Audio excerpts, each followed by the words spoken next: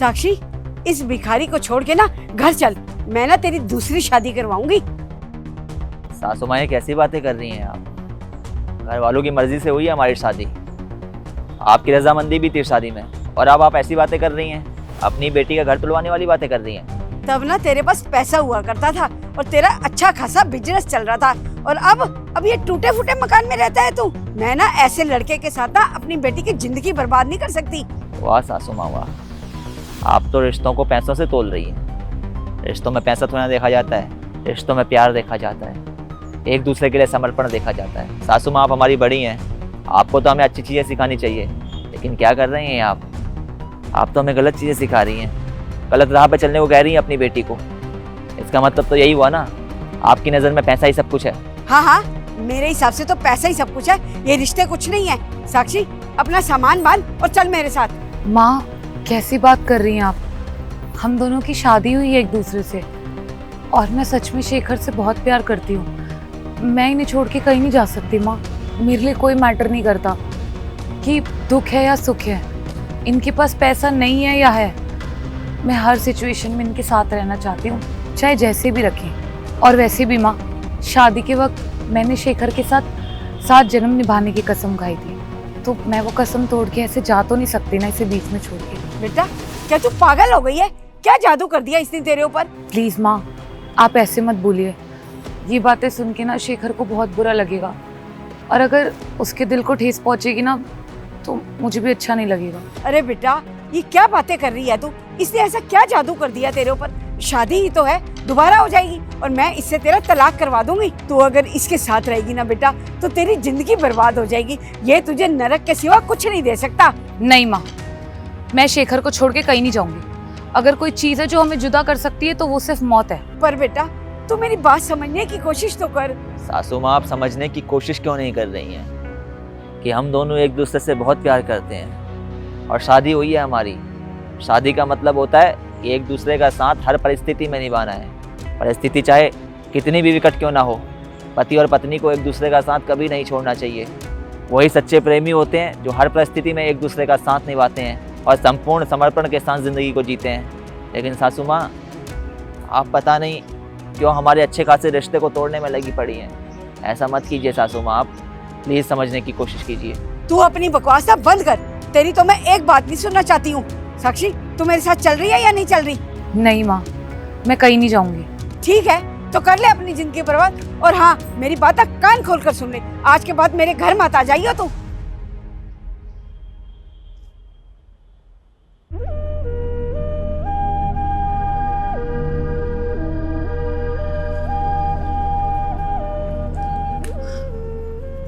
क्या हुआ शेखर, तुम इतने उदास क्यों हो?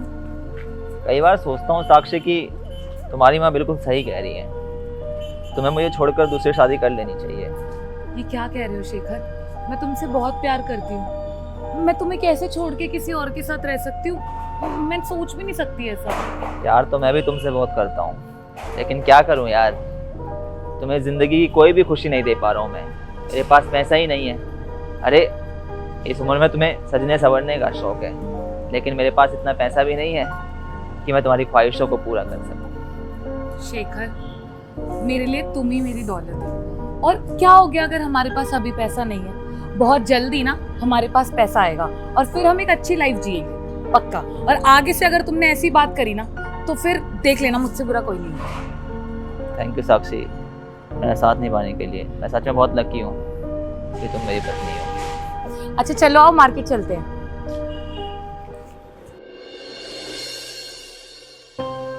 शेखर देखो, फाइनली हमारी मेहनत रंग लाई। आज हमारे पास अपना खुद का घर है। ये सब कुछ तुम्हारी वजह से हुआ है साक्षी। शट अप शेखर, तुम हमेशा ना मुझे क्रेडिट देना बंद करो। अच्छा, मुझे लगता है पूरे घर का इंटीरियर कंप्लीट हो गया है। चलो ना देखते हैं कैसा लग रहा है घर।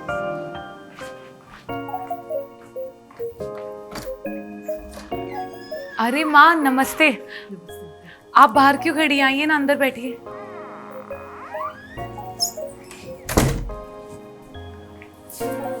माँ, आज आप कितने दिनों बाद आए हो। आप आए हो ना तो सच में मुझे बहुत अच्छा लग रहा है। बेटा, मुझे माफ कर दे, मैं तुम्हारी गुनहगार हूँ। मैंने तुझे और दामाद जी को कभी समझा ही नहीं। मैंने हमेशा पैसों को ही अहमियत दी।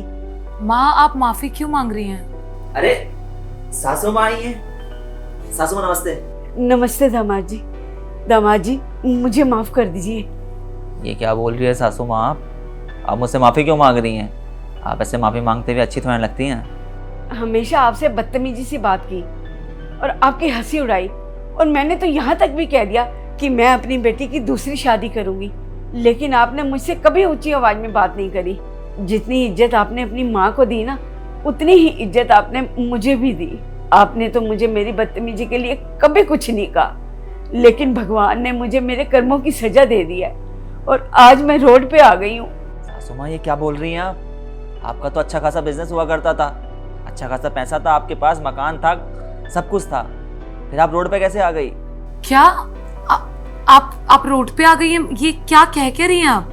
जिस मैनेजर को मैंने अपने बेटे की तरह माना, उसी मैनेजर ने मुझे आज धोखा दे दिया, और देखो ना, आज मुझे रोड पर लाकर खड़ा कर दिया। विक्रम, यहाँ की ओनर मैं हूँ और तुम यहाँ के मैनेजर हो, तो तुम इस चेयर पर कैसे बैठ गए? मैं मैनेजर था और आप ओनर थी। अब मैं ओनर हूँ और आप कुछ भी नहीं है। क्या मतलब? मतलब ये कि आपका घर, आपका ये ऑफिस, सब कुछ मेरा हो चुका है। अरे पागल हो गए हो क्या तुम? कुछ भी बोले जा रहे हो। ये कब और कैसे हुआ? अरे नहीं मैडम, मैं पागल नहीं हुआ हूँ। आपको याद नहीं है क्या? आपने खुद प्रॉपर्टी के कागज़ और कंपनी के कागज़ पर साइन किए थे।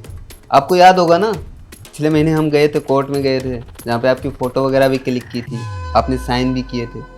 लेकिन वो तो जमीन के सिलसिले में गए थे ना, जहाँ पर हमारी कंपनी ने प्लांट लगाना था, और वो जमीन खरीदने के लिए तो मैंने तुम्हें पैसे भी दिए थे, याद होगा ना तुम्हें? अरे हाँ, वो पैसा भी मेरा हो गया। आपका घर और आपकी सारी प्रॉपर्टी मेरी हो गई है। और उस वक्त प्रॉपर्टी खरीदने की नहीं, बेचने की बात हुई थी, और आपको मुझ पर भरोसा था, इसलिए आंख बंद करके भरोसा करते चले गए। क्या तुमने मुझे धोखा दिया? मैं और कामों में बिजी रहती थी, तो तुमने इतना बड़ा कदम उठा लिया, मुझे धोखा दे दिया। ये तुमने मेरे साथ अच्छा नहीं किया, मैं तुम्हें छोड़ूंगी नहीं।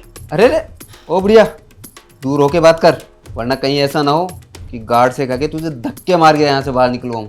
मैंने इसे अपने बेटे की तरह रखा और इसने मुझे इतना बड़ा धोखा दे दिया। अरे चल, ये रोना धोना बाद में मत चाहिए, अब निकल यहाँ से।